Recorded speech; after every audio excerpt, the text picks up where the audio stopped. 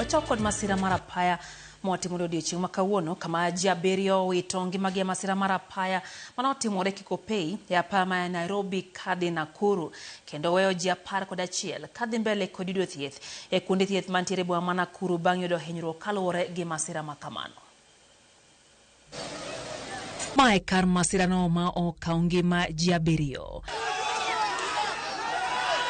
Lorini manore kochomo yo Nakuru nobayo ndara kendo tuo matatu ariyo ma okelo masira makama.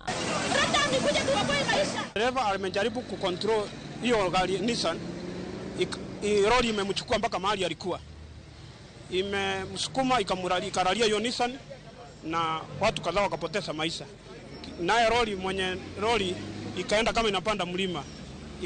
Ikagonga gari nyingine Nissan ilikuwa kando kando. Ikaigonga ikachukua sote zilikuwa kando kando ikasigonga. Tulikuwa tunasafiri kwa gari moja kutoka Nakuru. Trailer ime lose control. Ikakuja wrong side.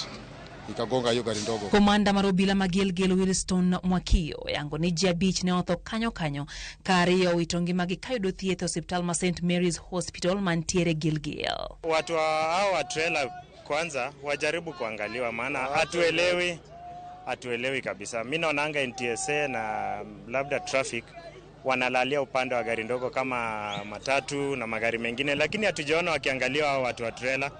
Maana hawa ndio mara most hawa ndio tunaona kama wako zaidi careless. Jodak malorano korogolo yuake ewi medruok mar masiche magapaya matimore apayano ma Nairobi kadhi Nakuru kama na jumbe ariyo mokadho masir machielo no okelo tho mar ji 6. Kama barabara wanapanua ama watuambie tulera kwenye zitapita kwa sababu accident zimekuwa too much hapa. Dereva ametoka Mombasa anaenda huko boda huko Maraba, mtu amechoka na wana expect aendeshe gari peke yake. Tumekasirika sana, serikali lazima itusaidie. Na tunataka kuambia Ruto venye alituahidi barabara itapanuliwa. Aanzie hapa Kikopey juu accident imekuwa mingi.